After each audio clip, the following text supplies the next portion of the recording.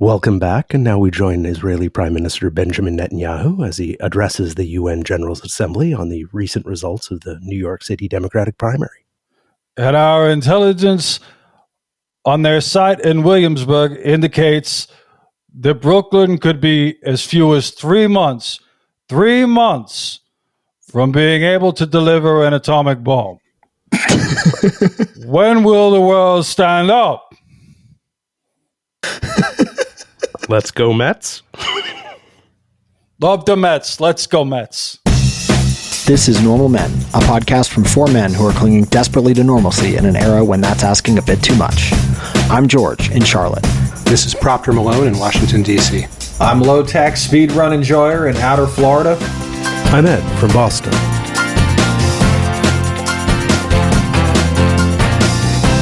Let's go Mets, and welcome to Normal Men, where we are obviously going to be talking about a very interesting mayoral primary result in New York City this week, where Zohran Mamdani managed to wipe the floor with one of the worst people in American politics. Honestly, it just on a personal level, it's tough to get worse than Andrew Cuomo. And we actually have a guest this week to talk about it. You may know her as Detective Pikajew from one of your favorite microblogging websites. Welcome to the podcast, Detective Pikajew. Happy to be here. Do you want to start by giving us your sort of high-level thoughts about what we saw in the primary vote in New York this week, and maybe what isn't sort of super obvious from the headline that Mamdani performed really well?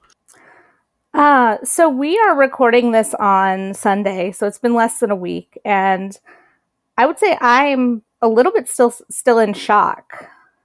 I think that nobody expected this result. The best case scenario for people who didn't want Andrew Cuomo to be mayor was that we would have a really strong showing for Mamdani in the first round and hopefully win when ranked choice was counted. Nobody expected that he would have such a strong showing that it would be essentially impossible for Cuomo to win, that Cuomo would concede the same night, that all these people and organizations would agree it was over. I think those of us who pay attention to New York City politics were warning all of our friends, we're not going to know who has the Democratic nomination for mayor on election night. We're going to have to wait for the RCV to be counted. And we didn't. He absolutely just blew it out of the water, and nobody saw that coming.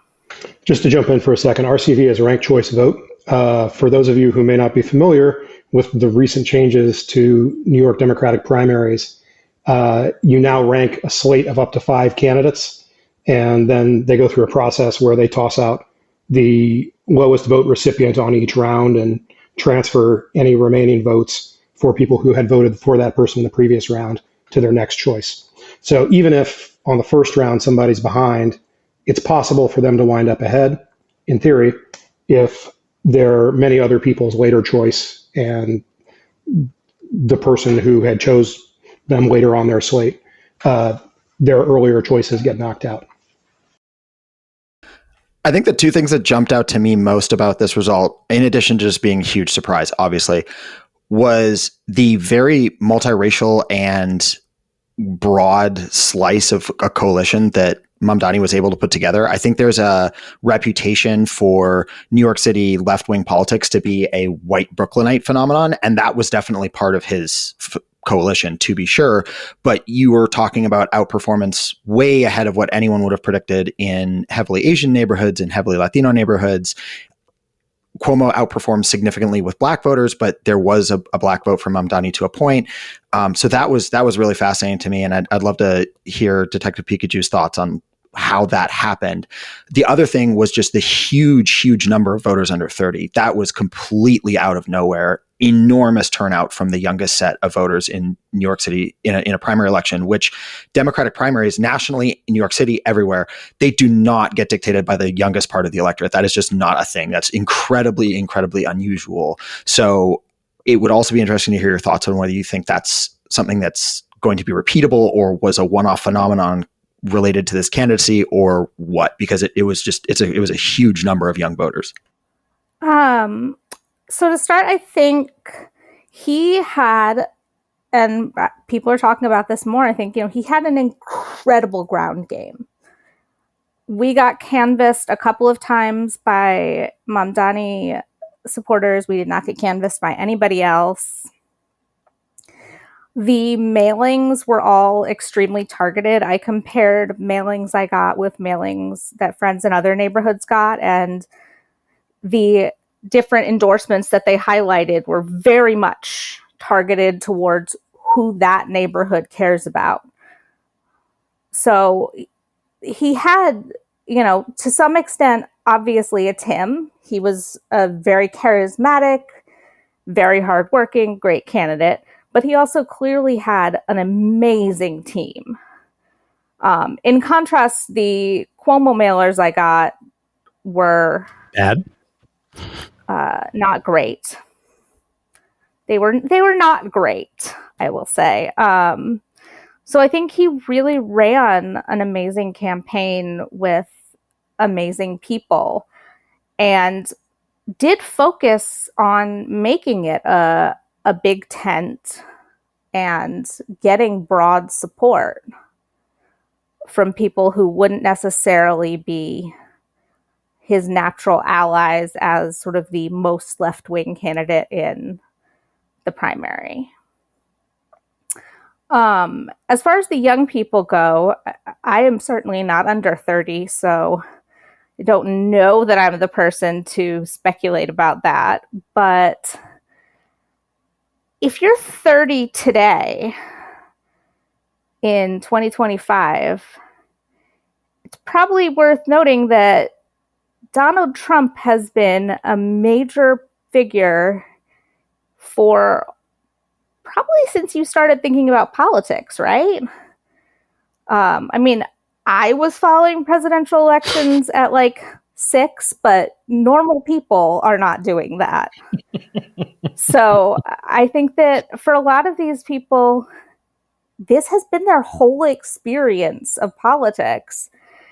And I think there's a lot of room for someone else to stand up. And what they have seen is that what we've had isn't working against this guy who has dominated their lives. So they got really excited by Zohran. Is it your sense that excitement among the youth is why the polls missed here? I mean, we talked a little about expectations earlier. You talked a little about expectations earlier. And I think that those expectations were largely set by the pollsters. We had a fairly robust field of polling, especially for a mayoral election, that indicated across the board, even the most optimistic polls for Mamdani had him in essentially a dead heat coming into the first round, and then overtaking Cuomo in later rounds. The polling average was something like I think Cuomo plus 8 on the first round. Is that a youth miss, or is there more going on there? Hey folks, your friendly neighborhood editor here, cutting in on Proctor from the past for a correction. Proctor is what we like to call a reader, and that's why he got swindled by the New York Times misreporting that 18 to 24-year-old voters were the largest group by turnout in the election.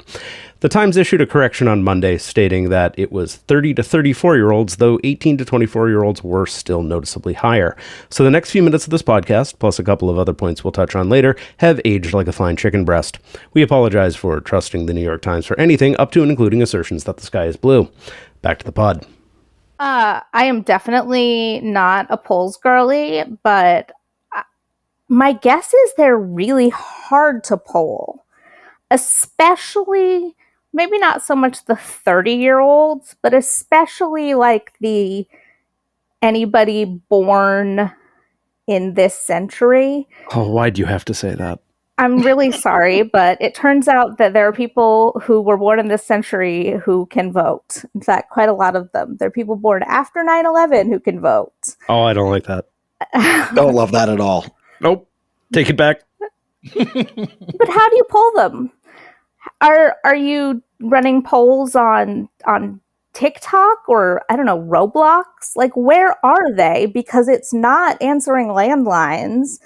It's probably not answering random texts or phone calls. They don't even answer their phone. You got to put it on Fortnite. I mean, literally, how do we need to get YouGov a Fortnite account? Is that how we poll these kids? Sorry to call them kids, but I'll allow it as the youngest of the normal men. I think, to be clear, the polling miss, if you assumed the electorate looked as young as it did, I think the pollsters would have been much closer. It wouldn't have been a huge polling miss. They might have underestimated a bit, but it was just a vastly younger primary electorate than anyone could have estimated. And in defense of pollsters, if you don't know what the electorate's going to look like, and there is no way to do it, you can guess, but it's going to be an educated guess. If you don't know what the electorate's going to look like, and then it comes in completely different, then there's no way you can guess the outcome correctly in terms of the vote share. It doesn't matter what your techniques are for finding people, you're going to be off. So I think, in defense of the pollsters, that huge surge in youth vote really, really caught people off guard. And I think that's why I keep returning to it, is because it's such an interesting and unique phenomenon, and one we did not see in 2024, arguably kind of the opposite. It also indicates a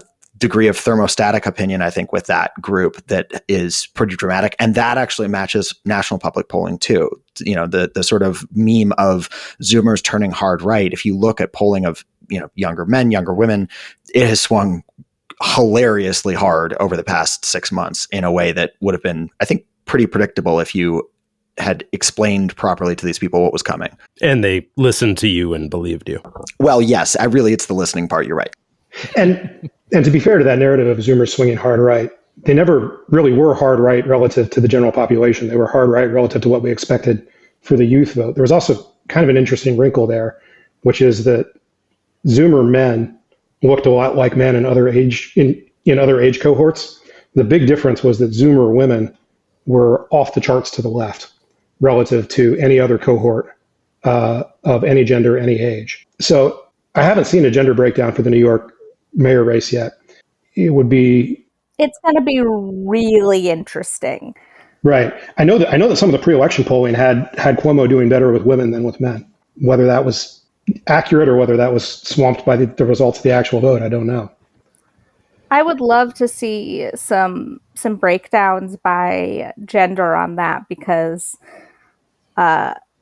we know, for instance, that Gen X women are weirdly forgiving of sexual harassment and sexual assault. They remain Al Franken's strongest soldiers for reasons I have yet to discern. Are we going to do Franken discourse? We can do some Franken discourse just as a treat. No, we're not. Nope. It's not going to take any kind of genius insight to guess what the normal men take on Al Franken is.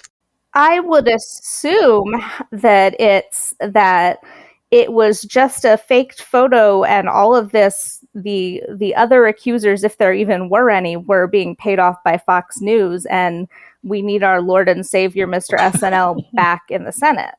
And that Kirsten Gillibrand is a witch for physically forcing him to resign. Well, that's an awkward pause. We are very, very firmly anti-groping on this podcast. Normal men is aspirational, but it's also a plea to our fellow species members to get their stuff together and stop doing this. Also, I'm sorry, but the Stuart Smalley skits were just bad. I love being too young to know what you're talking about. Same, dude. You guys don't remember that? I've never watched SNL in my life, dude. I'm good enough. I'm smart enough. And don't let them generation gap you, Wotex. They're only like 5 or 6 years younger. It was pretty impressive seeing Al Franken draw the entire continental United States from memory, like all the state outlines. That is the one thing I will hand it to him on. I could not do that myself. Everything else about him, glad he's gone. And also, for the same reasons, glad Cuomo's gone. I think New York City really covered itself in glory. On the question of the men versus women vote breakdown thing, there was a really good piece by Owen Winter, who's a political data scientist who I think writes for The Economist. We'll put it in the show notes. It was on his personal website. And it's interesting because he went through every conceivable demographic, talking about income, talking about geographic distribution, talking about a bunch of different stuff. And he didn't mention men versus women, which is interesting, which leads me to believe there wasn't much there, or he would have said something. But you say that, but I pulled up Emerson's last poll before the election. There is some fascinating stuff in here, among them being there was a candidate who, I don't know anything about this person, but their name is on here as Love Prince, which I mean, like, that's excellent. Paperboy Love Prince. Paperboy Love Prince is a perennial candidate for various and sundry New York offices. They do not seem to do anything except run for election, and I do not have a very high opinion of them. 0.03%? We've got a person like that here in Charlotte too. Well, I'm in Chicago this weekend, but in Charlotte, we've got the similar person who I think Tigress Williams, I think is what she goes by. It's the wonderful kind of character of American democracy. These people. Listen, there's Count Ben Face, and everybody else should just stop. Right. But in the Emerson data, there are a couple of interesting things, and they gamed it out. Obviously, like, they had to go out 8 rounds to get somebody to 50%. So their numbers are probably a little bit suspect here and there. But voters under 50 break for Mamdani by a 2-1 margin. Cuomo leading between 50 and 59. Hispanic voters supported Cuomo 60% to 40%. Black voters favored Cuomo 62 to 38. Mamdani led among white voters 61 to 39, and Asian voters 79 to 21. Men support Mamdani 56% to 44%, while women lean towards Cuomo 52-48, which is interesting. That's wild. What's the sample size, though? I am looking for it. Sample is likely voters. Where is the number of voters? I don't know. We're doing this live. It's very difficult. I want to say it's like 700 or 800 total. So just bearing in mind when you're looking at, I know I'm the guy who always preaches, don't read the crosstabs. But just bear in mind that when you're looking at these groups, these are very small numbers of people. Yeah, 833. You're right. Yep.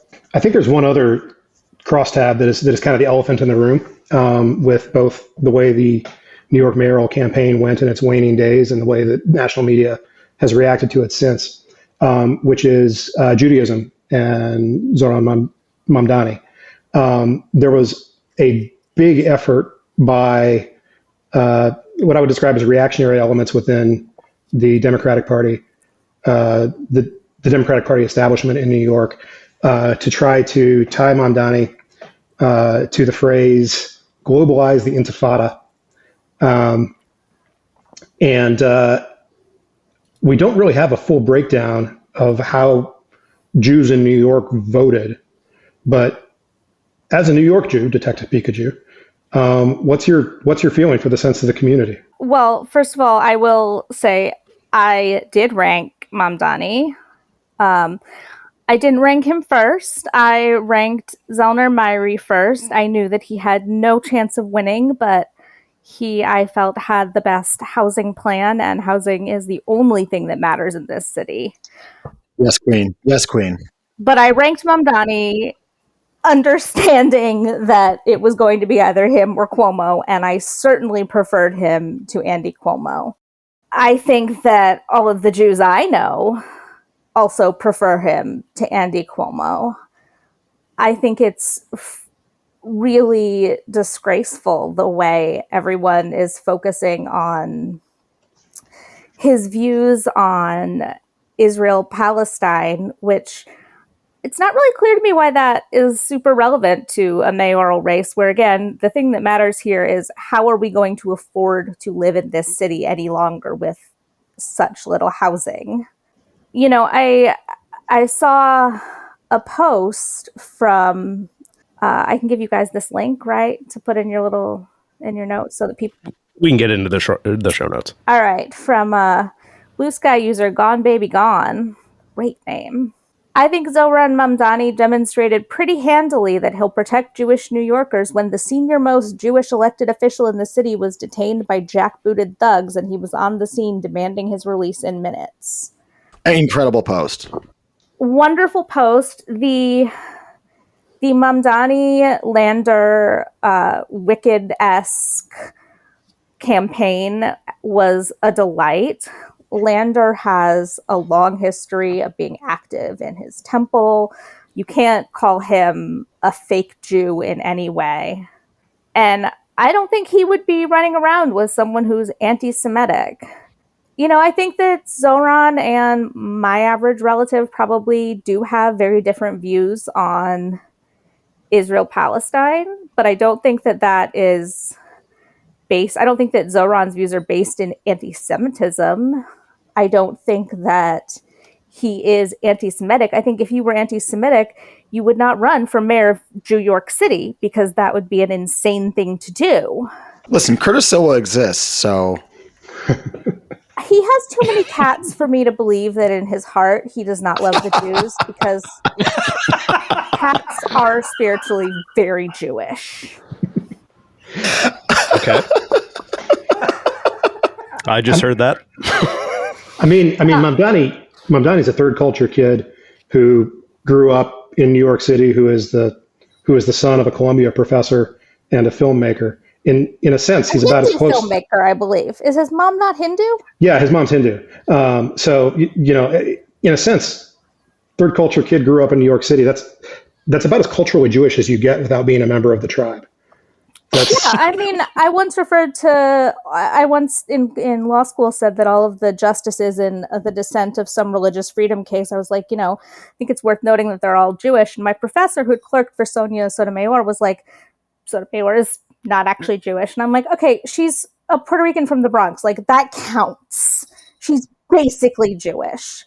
There is no way that Mamdani did not grow up going to his classmates' B'nai Mitzvah and getting invited to Passover Seders. He had the Jewish holidays off of school. Like, it's just completely nuts to me to be saying, oh yeah, big anti-Semite, this guy, Brad Lander's bestie. I'm quite heartened, too, that as outright nuts as the mainstream reaction to this has been in the wake of the election. So Gillibrand's comments in the press, or Jake Tapper's crusade against Mamdani, an effort to paint him in the most anti-Semitic possible light. As bad as that's been, there does appear to be some reason sinking in with mainstream pundits on this. And I think an Ezra Klein quote from the wake of the election really caught my eye, because Ezra Klein is as much of a sort of a liberal median opinion type person as you can get, which isn't to say he has good opinions on everything, but just he's representative of something I think quite important within the Democratic coalition. What he said is, you just have to be able to be against what the Israeli state has become and not anti-Semitic, in reference to Mamdani's whole deal. And I think that's exactly what Mamdani represents. He's someone who's avowedly opposed to what the Israeli state currently represents, but that is completely separate from anti-Semitism, because the Israeli state is not the Jewish people, and vice versa, right? And I wish people like Klein had come to this realization a long time ago, but hey, if it's starting to sink in, that's a huge deal, and that's definitely where the Democratic electorate is going. So I hope we see this synthesis that Mamdani represents, of an acknowledgement that Palestinians are human beings who have rights and who need to be treated with dignity, without that automatically meaning he's a raging anti-Semite who is out for every Jew who lives in New York, because that's a completely deranged opinion. I'm a little surprised Ezra Klein had time to make such trenchant commentary between lunches with AI freaks. Like, maybe he's taking the slow route back to something you can recognize as normal. Kirk, is this anti-Semitic? Can we sit Zohran down and ask him, like, do a pop quiz, like how many Yiddish curse words he knows?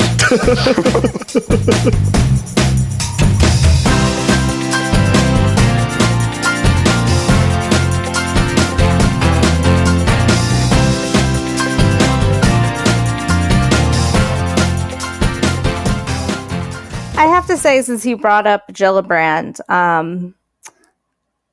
I do not think I have ever been more disappointed by a political figure in my life. And I am, as noted, someone who has been paying attention to politics unhealthily close for a long time. I met her when she was first running for Senate at a fundraiser. She seemed nice. I was really impressed by how she seemingly evolved from a blue dog when that was her district to more progressive as she represented the whole state. She seemed to be listening, learning, growing, all those good things. She had a great record on sexual assault. It was something she was very consistent on, worked to fix the sexual assault problem in the military, called for Franken to step down, but was certainly not the person who was responsible for him to stepping down. I strongly supported her when she ran for president.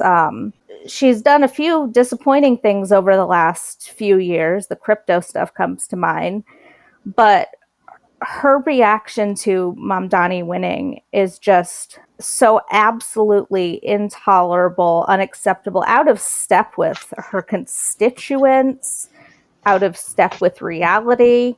It's a huge, huge disappointment. I've really never experienced a politician crush me quite like this. And I hope that she will be getting a primary challenge. She's not up for a few years, unfortunately. So if you want politicians who crush you, and this should speak to something, let me introduce you to Susan Collins, who was my senator for at least half of my life. I mean, I would simply never have any faith in Susan Collins to begin with. So yes, but I was young and stupid. That is a problem. Yeah. Can we dive in for a second on the details of the media firestorm here? I mean, it seems to me that things have mostly surrounded the phrase "globalize the Intifada." Is that something, Detective, that you have strong reactions to? Is that? I mean, yeah, it is. Of course. I'm gonna, this feels a little lame, but I'm gonna again cite to a thread where I think someone else laid out my feelings better. The classic Bluesky poster, Leonid Bezhnev, one of the few screen names that I used to explain shitposting to my father. The thread is about Intifada and also Zionist, and how those are two words that have very different meanings to very different people. Yeah, the average Jew is going to react to Intifada in a particular way. It's going to lead to thinking about particular things. But on the flip side, until really the last few years, it was pretty non-controversial to say in almost any Jewish circle that you were Zionist. It had no one would take it as indicating anything about your feelings about Palestinians. It was just normal. Every synagogue I went to growing up had an Israeli flag on the bima. It was totally normal. It was not taken to mean anything. There's a line in a Crazy Ex-Girlfriend song from maybe a decade ago where they just very casually, they're saying how, they didn't use the word woke, but that's what they meant, how woke they were. And then they say, though, of course, I support Israel.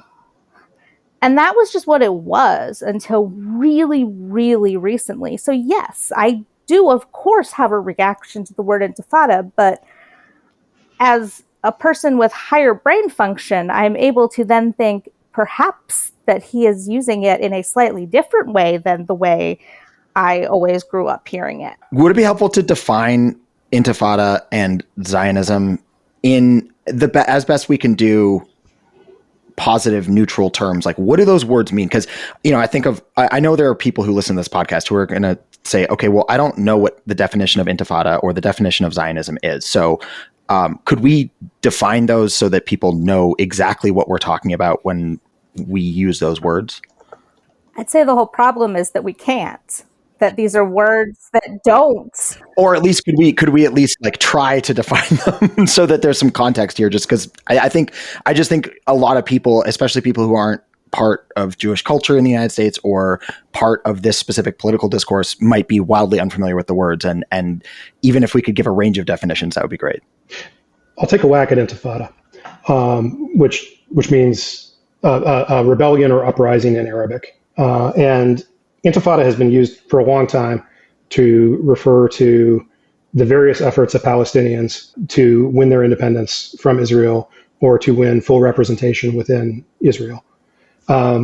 This goes back to notably the period of what's referred to as the First Intifada, which was a substantially but not entirely nonviolent civil rights protest from the Palestinians in the 1980s. The resonance of Intifada that is really negative for a lot of American Jews comes from the period of the Second Intifada, which took place in the early 2000s, and which was characterized on the one hand by fairly brutal suppression of Palestinians by Israeli armed forces, and on the other hand by a very large number of terrorist attacks against Israeli civilians by Palestinians.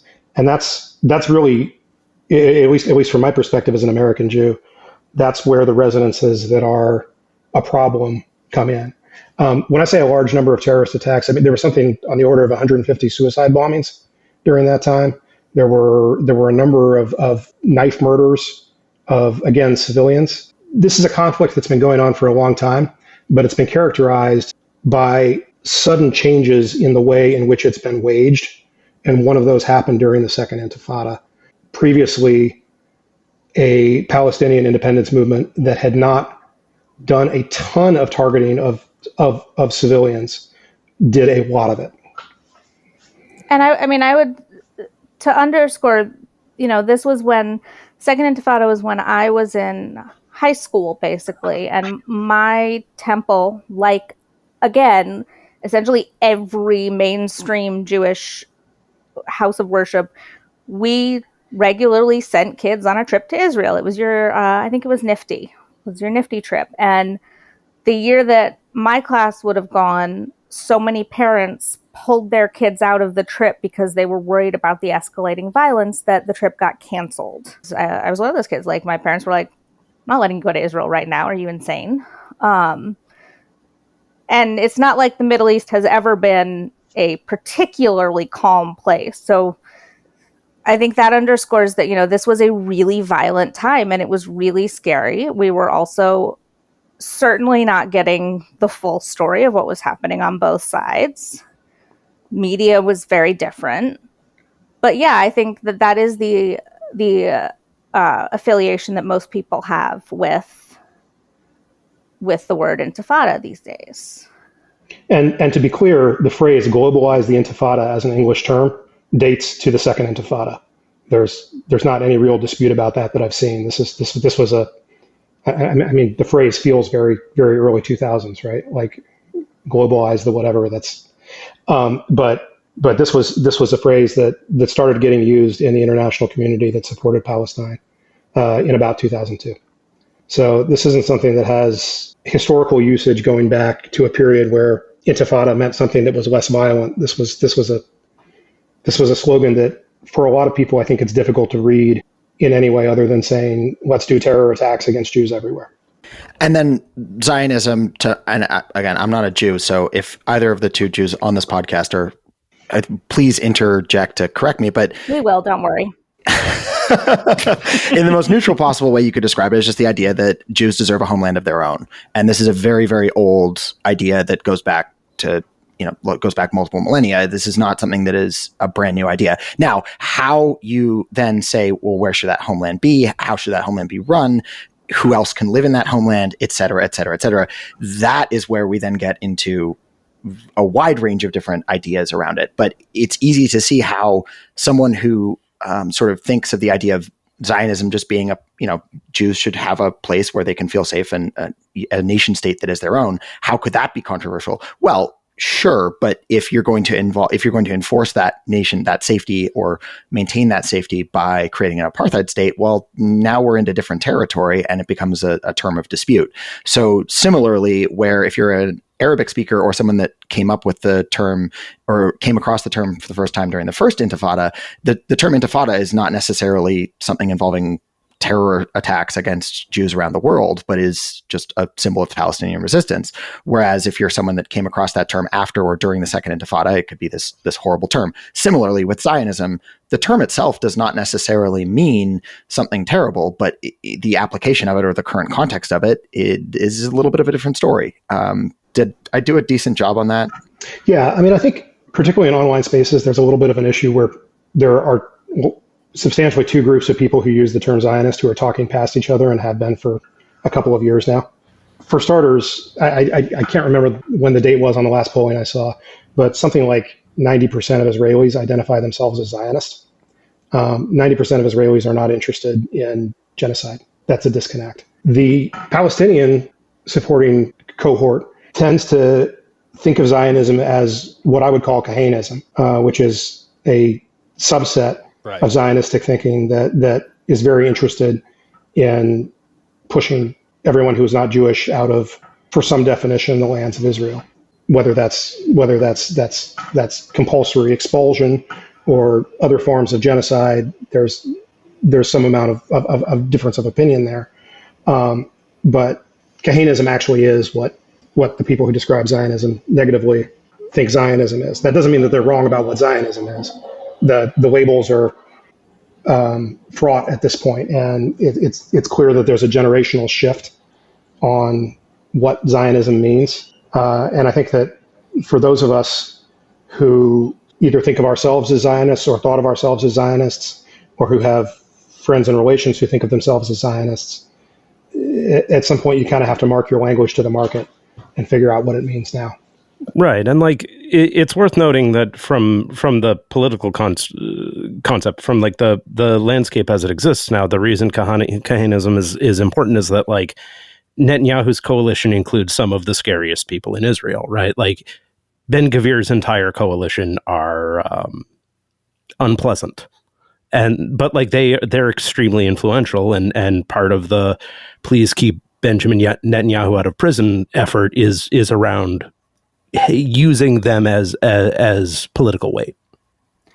And I think that gets to where we have a problem because, you know, I have a number of sort of boomer relatives who have never really interrogated their thoughts about Israel, who certainly are not in support of genocide, who will tell you that, you know, Ben Gvir is a fucking Nazi. That's a quote from one of my boomer relatives. But they also, you know, still just sort of vaguely identify as, yeah, of course I'm a Zionist. Of course the state of Israel should exist.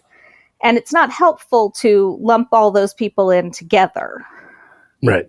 But that goes both ways though, right? Like it's probably also not super helpful to do the same for Muslims and for those who are sympathetic to the Palestinian cause and the Palestinian situation, right? Like, yeah, I don't think that Zohran Mamdani thinks that there should be random stabbings at the JCC in Upper Manhattan either. Right, exactly. Because like Propter's definition was, to my understanding, and again, I am not a Muslim, I am not a Palestinian, but I do read entirely too much.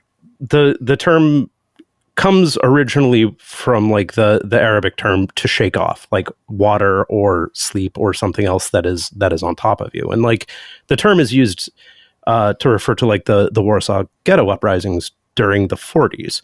So it's very contextual, and like one of the things that I keep being really troubled with, especially seeing how Democratic politicians keep talking about this, is the proportion of the population that is Muslim or Palestinian sympathizing is going to grow and has grown like over the last few years. Absolutely. But like there has not been a large amount of that influence in American politics. even in like very liberal places. But that's going to change, right? There are a lot of people who have different ideas around here. Weird. It's almost like we do cosmopolitanism or something. But like, I think Mamdani is an interesting case because the way that the Democratic Party is reacting is very split, right? Like you see the Democratic Party as a organization being positive about it, right? Like the Democrats.org were posting congratulations for him almost immediately. But then you see folks like Gillibrand, you see folks like even Hakeem Jeffries is going out there and really not giving the guy even the slightest bit of cover. And that's going to go very poorly as well, because as Proctor said, right? Like you have to move towards the market, and the market is not where they are. Just to close it out on Mamdani, we use that phrase "globalize the Intifada" because that's the one that's been in the news because of the bulwark, yeah. Because of the bulwark. But it's important to note that he has never used that phrase. That phrase is being attached to him in a very concerted effort among media and political elites that are opposed to his ideology, as opposed to he was some wild-eyed activist who was, chanting this and, aggressive about it. And it was a whole, no. Like, he never said that.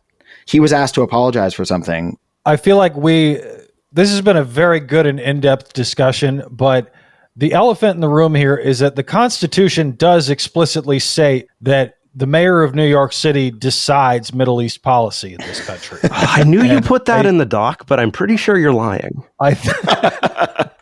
Well, that's actually why we should have elected Andrew Cuomo, since he is himself a Palestinian, an Israeli, a Muslim, a Jew. All things to everyone? All things to everyone. Oh. Well, the good news is that we have Eric Adams to backstop him and to let us know that New York is the Athens of America and is the Istanbul of America and is the Warsaw of America.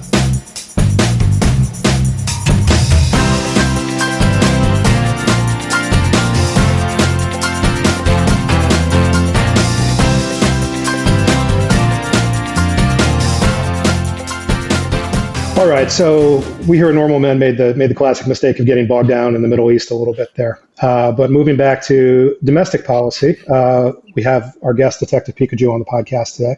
When she is not voting in New York mayoral elections, she's a proud union woman, and there have been some going on in the labor market, in the labor movement in recent days. Detective, can you tell us what's going on? Sure. So I am a member of ALAA 2325, a UAW chapter in New York that represents something like 2,000 attorneys and other legal workers, paralegals, social workers, investigators, interpreters, all of the people needed to run New York City's gigantic direct legal services market. I've been a member of ALAA at a couple of different shops. One, when we were just voting to join the union, I got to vote on that. Another shop I was at was bargaining their first contract. And another shop I was at was in the process of renegotiating their CBA. What's really interesting that's happened in New York in the last, God help us, 30 years. In 1994, the Legal Aid Society, which is the largest legal services provider in New York State, for reasons I cannot begin to fathom, but it has always been this way, rather than having public defender offices like most states, New York contracts out its obligation to ensure that people have counsel to a bunch of freestanding organizations. So you're not a city, state, county employee. You work for this organization that gets the contract to be the public defender or immigration provider or whatever from the state or the city. And for a long time, it was basically the Legal Aid Society doing all of that representation with, as I understand it, mostly solo practitioners called 18Bs from the section of the law that provides for their existence, doing conflict providing. In 1994, the Legal Aid Society went on strike. It went very badly, as I understand it. I don't know. I was busy being a child at the time, but Giuliani did not take kindly to the strike, and several organizations got set up to be union busters, basically. Bronx Defenders, Brooklyn Defender Services, Queens Defenders. I think all of those started around then as scab orgs, basically. Fast forward to the 2010s, and the workers at those orgs have said, hey, wait, this actually sucks. We want to be union. And so ALAA, which had been mostly the Legal Aid Society and I think Nassau Legal Aid or Suffolk Legal Aid, something like that, all of these other organizations vote to unionize and join in with ALAA. So now, if legal aid were to call a strike, there wouldn't be scab labor available because none of them are going to cross the picket line now. So the city is trying to make sure that legal aid does not strike. This is also obviously generally a very different time for unions in New York than under Giuliani. Even not an Eric Adams fan, I wouldn't say, but he certainly understands the power and importance of labor, and I think would not want to be putting down a strike. Not that he's going to get the UAW's endorsement. The UAW endorsed Mamdani already in the primary, but if he puts down a strike of lawyers, that's going to piss off all of the rest of labor, regardless of what kind of labor they are. So for the first time in a long time, legal services workers have a lot of power in New York City and are also at the same time wildly underpaid.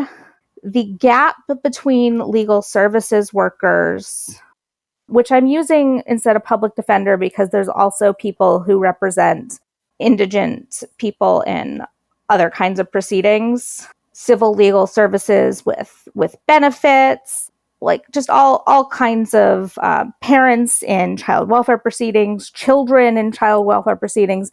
There's a lot of stuff that is not being a public defender. The gap has risen dramatically. So here, I'm going to quote the New York Law Journal here. In 1989, lawyer salaries ranged from a median of $55,000 for a job in big law, while public interest jobs paid a median of $32,000. And now, a starting salary in big law is $200,000. This is for a 25-year-old who doesn't know anything.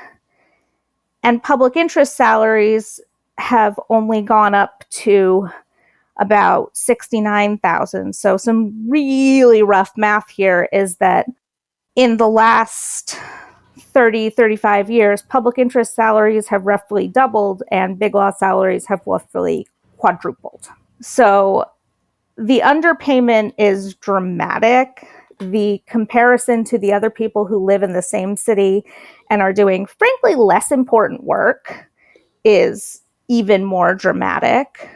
And New York City public defenders and legal services providers are also paid significantly worse than counterparts in other major cities. You make a lot more in California. And yeah, California has a high cost of living, but let me tell you about New York City. No way.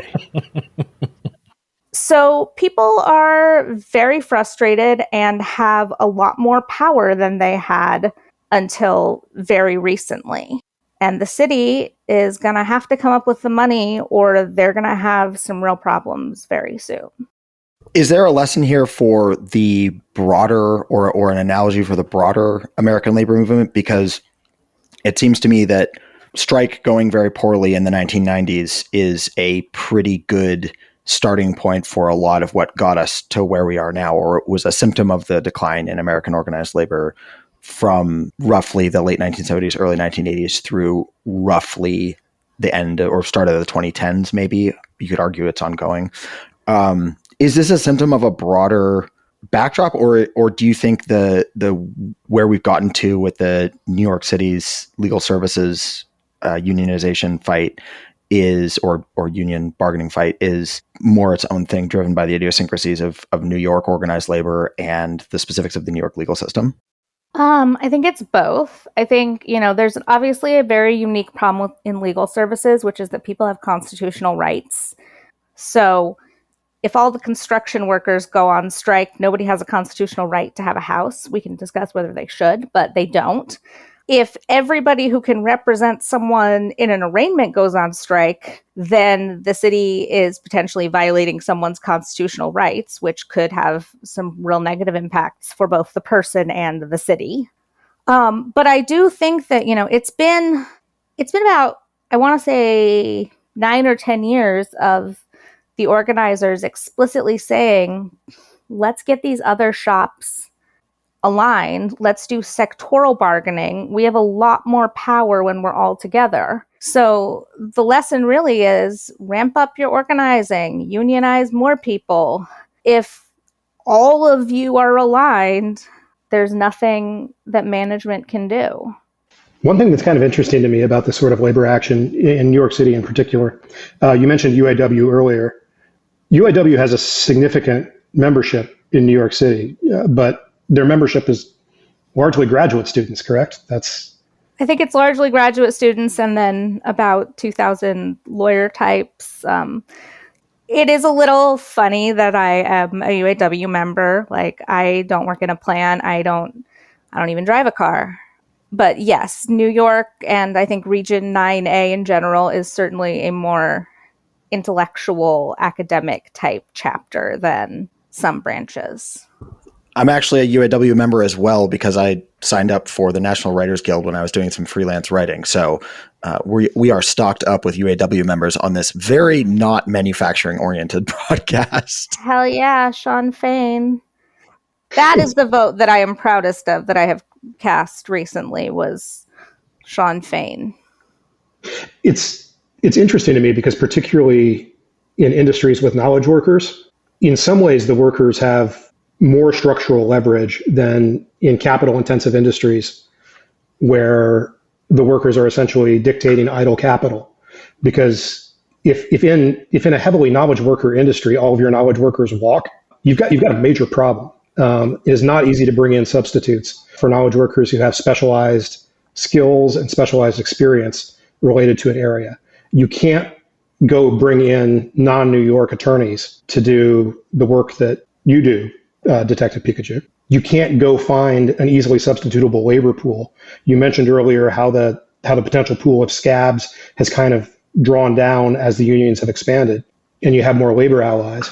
But it seems to me that these are really where many of the labor battles of the future are going to be fought. Not in places where you have a gigantic whack of expensive physical capital, where going idle for a while is a disaster. But where you need not just co-located skilled workers, but where the pool of skilled workers you're talking about is potentially the entire population of skilled workers on the planet who can step in and do that job at this given time. You can see this in tech too, and the latest effort by Mark Zuckerberg to flush unlimited money down the toilet by establishing a lab dedicated to fully sentient AI is a good example of that. They're talking about paying people, 9 figures to come and work here. And this is not investing in a startup at a 9-figure fee. This is paying labor income. So, knowledge industries, if anything, have much higher structural labor bargaining power than more traditional industries where union penetration has been higher on paper. Now, that labor is maybe more atomized, harder to organize, more geographically spread out. They're higher incomes, so that creates different wrinkles. That doesn't mean that necessarily unions must flourish in knowledge industries, but it sure seems like there's a lot of bargaining power if you can get it organized. A lot of people have sort of said, like, why do you guys need a union? You're white collar workers, you have nice lives, blah, blah, blah. But then you think about, like, if you read what Big Law Associates are saying, I don't know how you come away with the idea that they don't need a union. Like, there's this idea that our labor conditions must be fine because we wear suits and type on keyboards.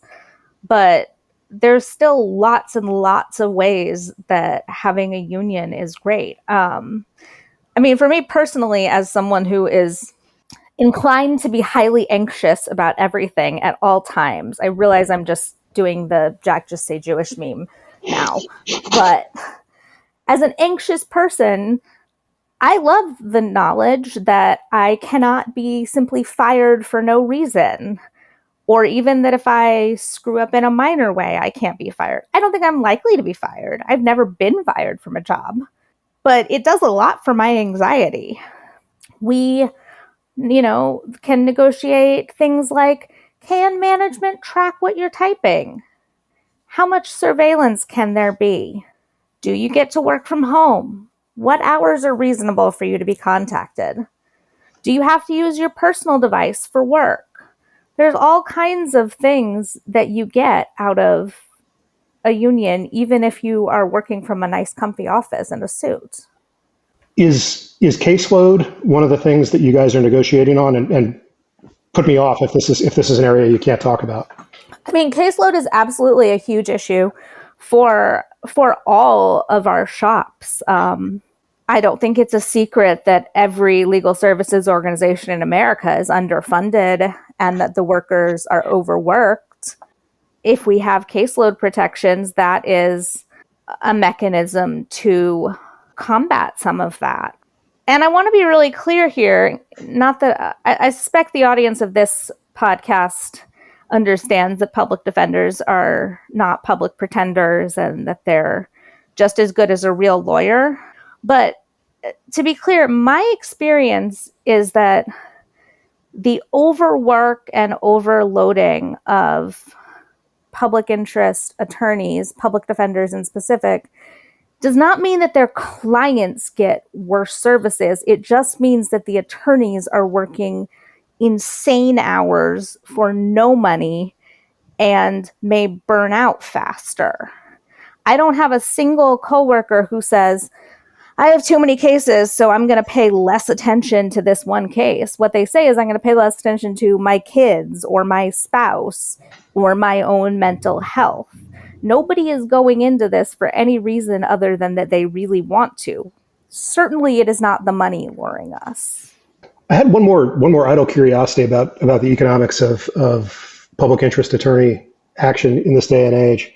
It seems to me that public servant student loan forgiveness has been a fairly major impact on the finances of, I know, at least a lot of public interest lawyers of my acquaintance. Is that something that is entering into the negotiations? The sort of resurrection of PSLF and under Trump, its subsequent dissolution? Yeah, I mean, I think that's a really big problem for a lot of people. You have to spend an enormous amount of money to go to law school. And unlike medicine, where you have these low salaries as a resident, but then even not that there are any doctors who aren't doing good things helping people, but like even the lowest paid, sort of public interest-y doctors are making significantly more than we are making. For context, currently a lawyer in New York City at an ALAA organization does not hit six figures until their last I looked at all the contracts, it was between 8 and 12 years into practice. These are people with law degrees. So the salaries are really abysmal. And I think a lot of people are very concerned about what is going to happen with PSLF. I'm about halfway through myself. And there's just no way to pay off the loans with the kind of growth they have on these salaries. So yeah, I think that's a big concern. To be clear to people who may not know, PSLF is a federal program that was set up, I believe, under George W. Bush. Yeah, it was the early 2000s. It was passed by Congress, not set up by the executive branch. Right. That was troubled for a long time and didn't pay out any significant amount of money until Biden kind of resurrected it in his first year in office and changed the administration in a way that made it much easier for people who had put in their their 10 years of service working for an employer in the public interest to get their loans forgiven. That's the basic promise of the PSLF program, is that if you are doing public service work, after 10 years of public service work, the U.S. government will forgive your Department of Education loans, which is a huge deal for anybody who's doing public service work, but especially for people who are doing public service work in industries like law, where you have very large student loan amounts and, depending on what you're doing, not necessarily commensurate salaries.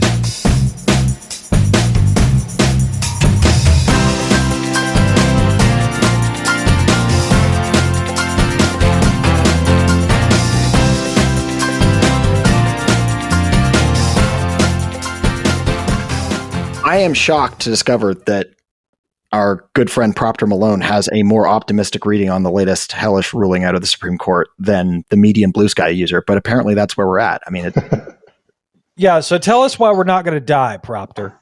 Well, first off, let me give you a little bit of background on Trump v. CASA, which is the vehicle that SCOTUS just used to limit the scope of nationwide injunctions. This has been a problem for a while. It was a big problem under Biden that we had particular district court judges who there's no reason we should know the name of, who all of a sudden, like Matthew Kacsmaryk, we know very well because they kept using nationwide injunctions to limit federal executive actions, not just in their district, but everywhere. So there was a minor cottage industry in getting cases in front of these guys so that they could then nix executive actions broadly. Everybody on both sides agreed that that was kind of a problem that could maybe use some reform. So number one, let's start from that perspective. What SCOTUS did in this case, which was ostensibly about birthright citizenship, is said that courts must now limit these kinds of injunctions to only the plaintiffs that are before them. They can't go, okay, not only do you have to stop doing this in the case of the people we're talking about, you got to stop doing this everywhere. This was the subject of, I think, a lot of fear, much of which is justified on the part of the left liberal legal commentariat, that one of the major tools that's been used to restrain some of the worst abuses of the Trump administration, which is lower level courts pushing back against what the Trump administration is claiming is the law, has been substantially defanged.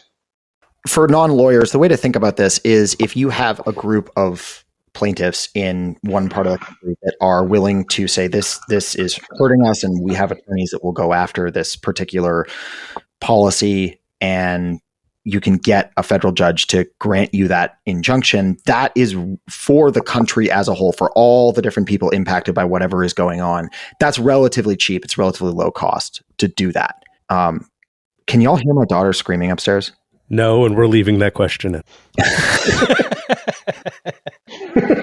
If instead you can only protect people that are in front of you in a given case, then it becomes much more difficult to access injunctive relief. You have to be a part of a class action, or you have to be one of the named plaintiffs in some way.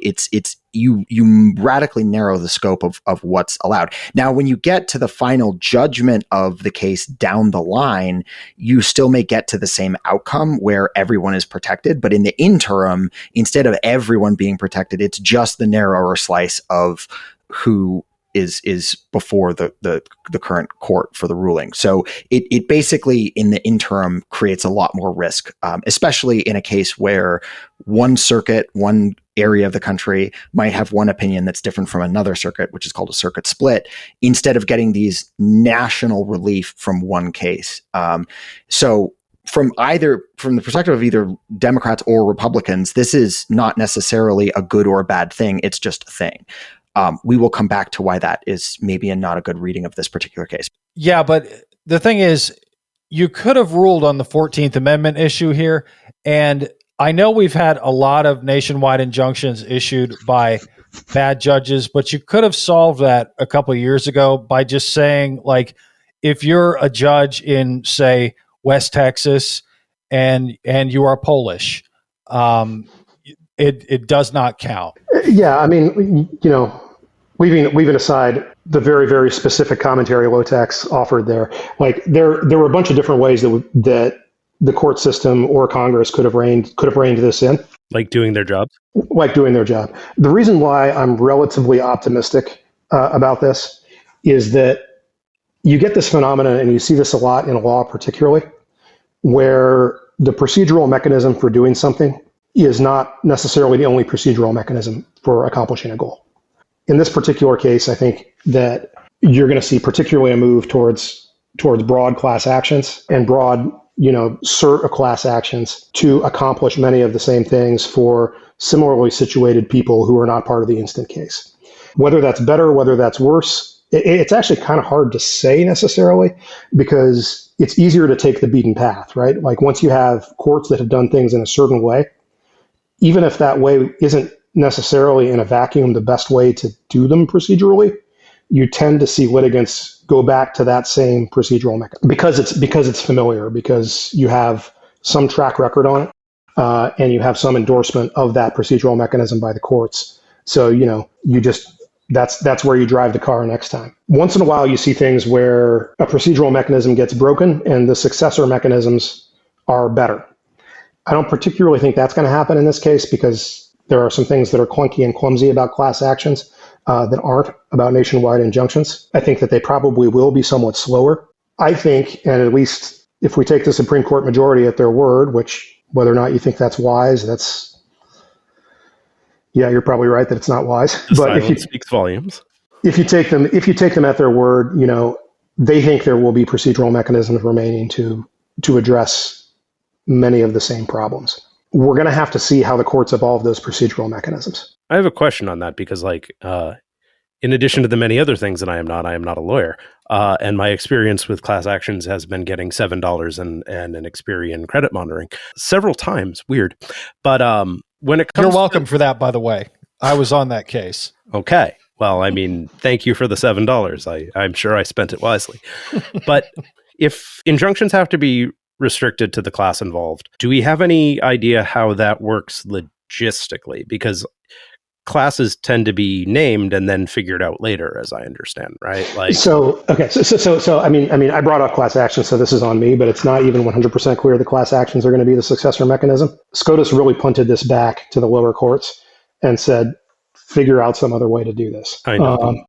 And then they immediately went on vacation for 3 months. There is going to be a lot of work that happens at the district court level and then at the circuit court level to evolve whatever the successor mechanisms are for the basic problem of government is doing something illegal. Court agrees that it's illegal. How do you get government to stop doing that, not just to the instant case, but more broadly? That is still very clearly, in my opinion, something that needs to be a function of the judicial branch. That the judicial branch needs to be able to step in and say, okay, this interpretation by the administration of the law is incorrect, and they can't keep interpreting it this way.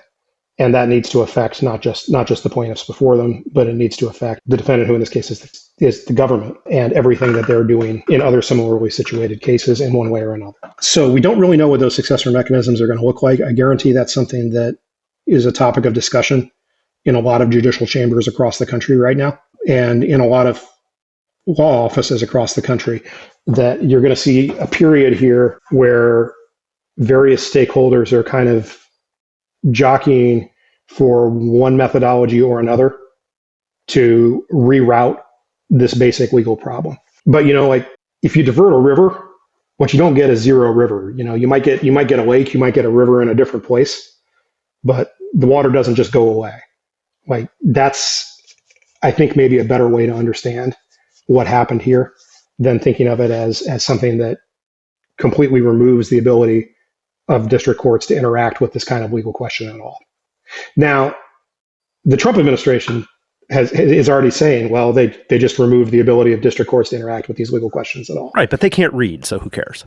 Exactly. So it's going to go back to the district courts, and the district courts are going to hopefully figure out something that is workable for this, and that is in some ways maybe more workable than the status quo ante, which is you get one district judge to say no, you can't do that, and then it's buried until such time as the appellate inquiries completely wind through the process, which can take literally years. Now, all of that said, there are some very present very immediate negative consequences that absolutely will proceed from this ruling. This was about birthright citizenship in particular, at least for a short period, and the majority opinion acknowledge this. There's going to be this horrendous patchwork where whether or not you have birthright citizenship under the Constitution, which is explicit in the Constitution, this is not a hard question of black letter law, is dependent on what state you were born in, and is dependent on whether or not that state's attorney general elected to join litigation regarding this. So there's going to be this real, hopefully short-term divide that is going to result in significant human immiseration. It's not just the people who are going to be, again, hopefully temporarily denied citizenship as a result of this. It's that everyone else who is similarly situated in kind of the same class is going to have to put papers forward to prove that their kids are actually citizens. Depending on how this goes in the future legally, this is something that may follow them around for a while. You've created a gigantic documentation problem where previously there wasn't much of a documentation problem. And it's going to result in people who are citizens or people who would have been citizens under the previous law suffering consequences because ICE doesn't want to believe that they're citizens. At the absolute minimum, the absolute most Pollyannish view of this, you are going to have people who have to prove their kids' citizenship who wouldn't have otherwise had to prove it. It's going to be a significant records issue. And given the stance that some of these places, I'm thinking of Texas in particular, have been taking on things like birth certificate issuance, it's going to create very, very real administrative burdens towards people getting the rights that they have under the law. So even though I'm broadly optimistic on the downstream consequences of this, I don't think that this permanently removes the ability of district courts to push back on the executive. I absolutely do think that there's going to be a lot of human pain that is caused by this in the short term. So essentially, because I live in Florida, I am the kid from The Simpsons sitting on the bus going, I'm in danger. Yeah, pretty much. Vote harder, I guess. It's really very bad that we're in a position where essentially the attorney general of a state, by joining or not joining a lawsuit, can determine whether or not you have fundamental rights. I don't think that part is a tenable solution for long. And I suspect that whatever comes out of this is going to adapt that in some way.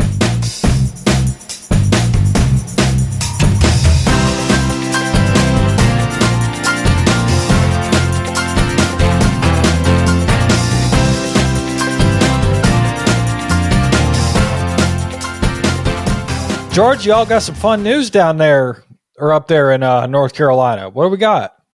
Yeah, Tom Tillis not running for re-election in 2026. He's a longtime senator from North Carolina, the senior senator from North Carolina. He voted against the motion to proceed on the Senate version of the reconciliation bill Republicans were trying to pass last night. The president spent the last 24 hours basically trying to destroy him via Truth Social, which I don't know. Good luck, buddy. And so Tillis announced today that he's not running for re-election in 2026.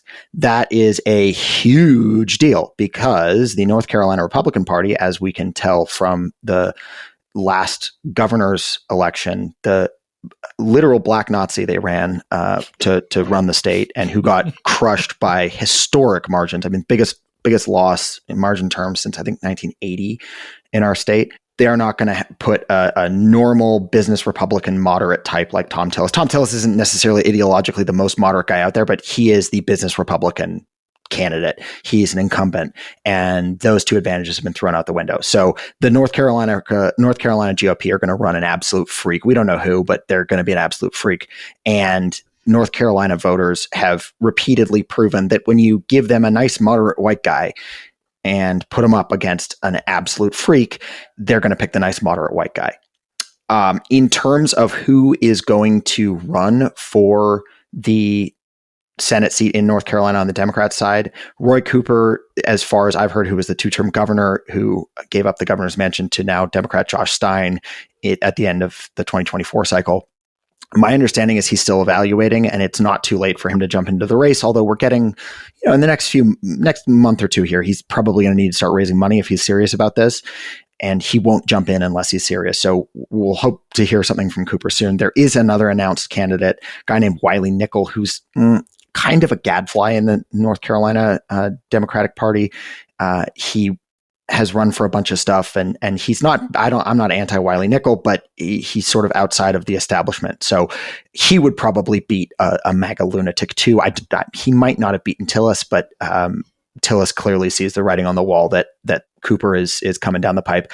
Attorney General Jeff Jackson is another person that people might, who fits the moderate white guy mold, who people might know. I don't think it's likely he jumps in, especially if Cooper runs. He won't jump in. I don't think he would run against Nickel on his own, but maybe he's the current attorney general and very popular, wide social media following. So it'd be interesting to watch. But regardless, it's very unlikely with this announcement from Tillis that Republicans can hold on to the North Carolina Senate seat in 2026. I don't see a path for them to do that, given thermostatic public opinion, how close the state generally is, and the utter lunatics that the North Carolina Republican Party puts forward in their primaries. So good news for everyone in the Senate there.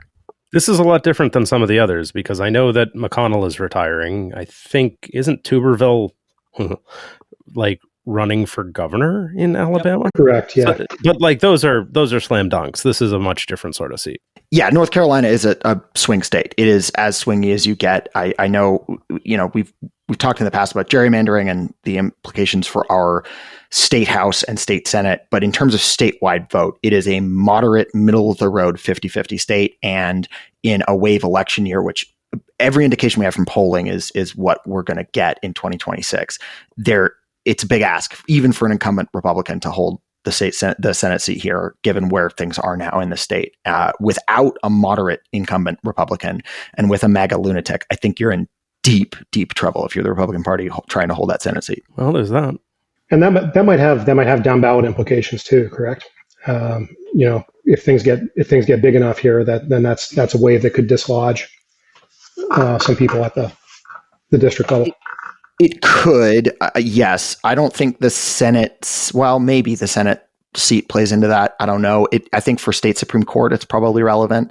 It starts making Democrats sweeping. We had also previously talked about Democrats sweeping the state Supreme Court in North Carolina, how important that is. That becomes more likely, I think, without Tillis running. So there's a bunch of different things going on there. It's generally good news for Democrats in North Carolina that Tillis, and it also, again, by the time this is in your earphones, we will have gotten an up or down vote on the Senate floor, I think, on their reconciliation package. We're not going to dive into all the fast moving parts there because it'll be so far out of date, but he was a no on the motion to proceed. And I think this guarantees he's a no on the package overall. So for legislative whip counts, it's relevant as well. I think we're going to leave it there for this week. We hope y'all have an excellent week. Thanks for listening along. For the Normal Men, I'm George, this weekend in Chicago, but back to Charlotte for next week. I'm Proctor, coming at you from Flathead Lake, Montana. I'm Low-Tech Speedrun Enjoyer in Outer Florida. And I'm Ed from the scenic Boston environs. Stay normal, y'all.